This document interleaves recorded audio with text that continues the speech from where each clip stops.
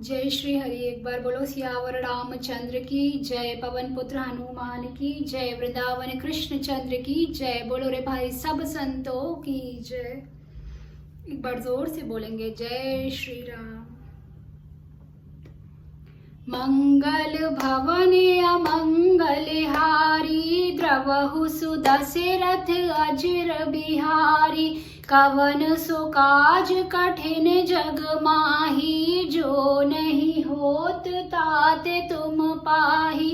अति बड़ी मोरी ढिठाई खोरी, सुनी अघ नर कहु नाक सकोरी। समुझी सहम मोहि अपडर अपने, सो सुधि राम कीन्हे नहीं सपने।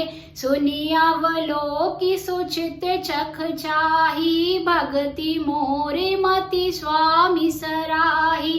कहत न साई होई हियनी की, रीझत राम जानी जन जी की। रहती न प्रभु चित चूक किए की, करत सुरत सय बार हिए की। जेहि अघ बधे व्याध जिमि, बाली फिरि सुकंठ सोई कीन्ह कुचाली।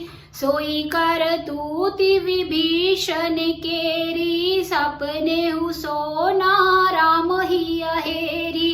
ते भरतहि भेटत सन्माने, राज सभा रघुबीर बखाने। प्रभु तरु तर कपि डार परे रामा, किए आपु समान सिया रामा।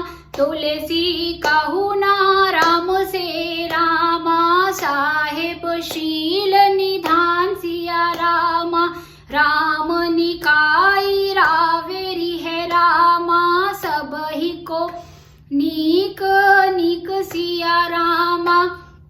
जो यह साची है सदा तो रामा, नीको तुलसिक राम सिया रामा। कवन सो काज कठिन जग माही, जो नहीं होत ताते तुम पाही। यही विधि निज गुण दोष कही रामा, सबहि बहुरी से रुनाई सिया रामा। बरे नऊ रघुवर बिसज सुरामा, सुनि कलि कलुष नसाई सिया रामा।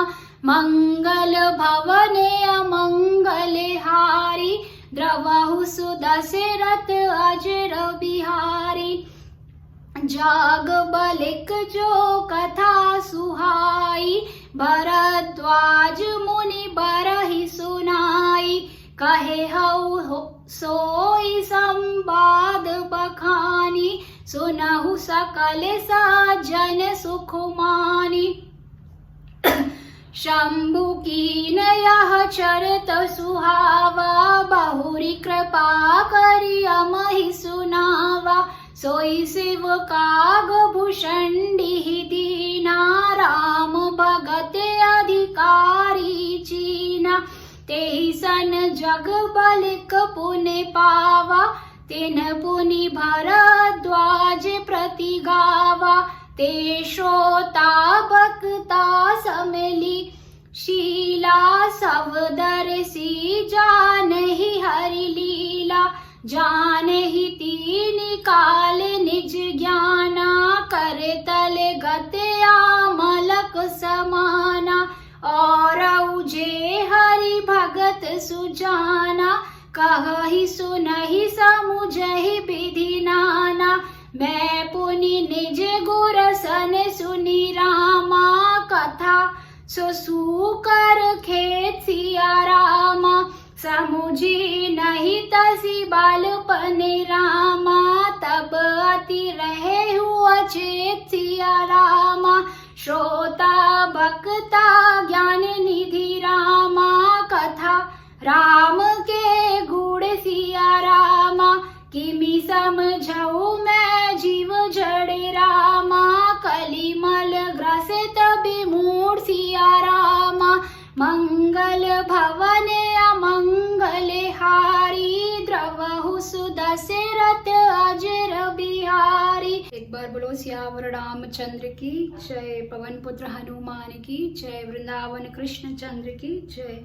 बोलो रे भाई सब संतों की जय। नमः पार्वती पते हर हर महादेव। आइए अब जानते हैं इसके अर्थ को।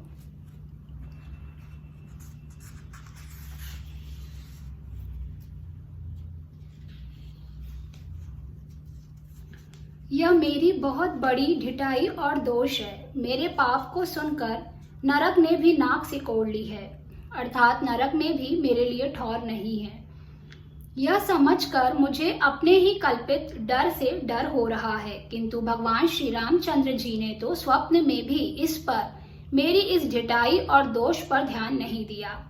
वरम मेरे प्रभु श्री रामचंद्र जी ने तो इस बात को सुनकर, देखकर और अपने सुचित रूपी चक्षु से निरीक्षण कर मेरी भक्ति और बुद्धि की उल्टे सराहना की, क्योंकि कहने में चाहे बिगड़ जाए, अर्थात मैं चाहे अपने को भगवान का सेवक कहलाता रहूं, परंतु हृदय में अच्छापन होना चाहिए।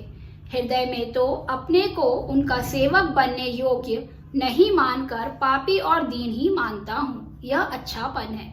श्री रामचंद्र जी भी दास के हृदय की अच्छी स्थिति जानकर रीझ जाते हैं। प्रभु के चित्त में अपने भक्तों की हुई भूल चूक याद नहीं रहती, वे उसे भूल जाते हैं और उनके हृदय की अच्छाई नीकी को 100 बार याद करते रहते हैं। जिस पाप के कारण उन्होंने बाली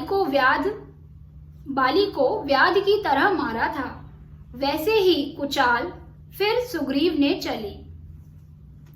वही करनी विभीषण की थी, परंतु श्री रामचंद्र जी ने स्वप्न में भी उसका मन में विचार नहीं किया। उल्टे भरत जी से मिलने के समय श्री रघुनाथ जी ने उनका सम्मान किया और राजसभा में भी उनके गुणों का बखान किया। प्रभु श्री रामचंद्र जी तो वृक्ष के नीचे और बंदर डाली पर, अर्थात कहाँ मर्यादा पुरुषोत्तम सच्चिदानंद परमात्मा श्री राम जी और कहाँ पेड़ों की शाखाओं पर कूदने वाले बंदर, परंतु ऐसे बंदरों को भी उन्होंने अपने समान बना लिया। तुलसीदास जी कहते हैं कि श्री रामचंद्र जी सरीखे शील निधान स्वामी कहीं भी नहीं है।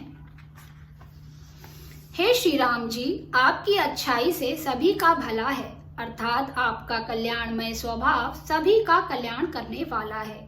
यदि यह बात सच है तो तुलसीदास का भी सदा कल्याण ही होगा।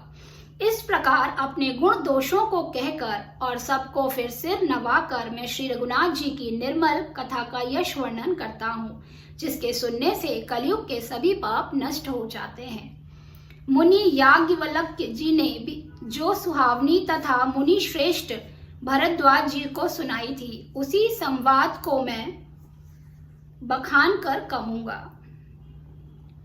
सब सज्जन सुख का अनुभव करते हुए उसे सुने। शिव जी ने पहले इस सुहावने चरित्र को रचा, फिर कृपा करके पार्वती जी को सुनाया। वही चरित्र शिव जी ने काकभूषणी जी को राम भक्त और अधिकारी पहचान कर दिया। उन काकभूषणी जी ने याज्ञवल्क्य जी ने पाया और उन्होंने फिर उसे भरद्वाज जी को गाकर सुनाया। वे दोनों वक्ता और श्रोता याज्ञवल्क्य और भारद्वाज जी समान शील वाले और समदर्शी हैं और श्री हरि लीला को जानते हैं। वे अपने ज्ञान से तीनों कालों की बातों को हथेली पर रखे हुए आंवले के समान प्रत्यक्ष जानते हैं। और भी जो सुजान भगवान की लीलाओं का रहस्य जानने वाले हरि भक्त हैं, वे इस चरित्र को नाना प्रकार से कहते, सुनते और समझते हैं। फिर वही कथा मैंने वराह क्षेत्र में अपने गुरुजी से सुनी, परंतु उस समय मैं लड़कपन के कारण बहुत बेसमझ था, इससे उसको उस प्रकार अच्छी तरह नहीं समझ सका। श्री राम जी के गूढ़ कथा के वक्ता कहने वाले और श्रोता अर्थात सुनने वाले दोनों ज्ञान के खजाने पूरे ज्ञानी होते हैं। मैं कलयुग के पापों से ग्रसा हुआ महामूढ़ जड़ जीव भला उसको कैसे समझ सकता था। एक बार बोलो सियावर रामचंद्र की जय।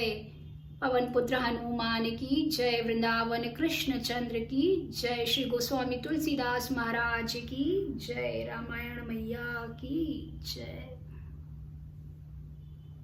कितना सुंदर प्रभु की महिमा का वर्णन है। और अब कथा प्रारंभ होने जा रही है, तो बने रहिएगा।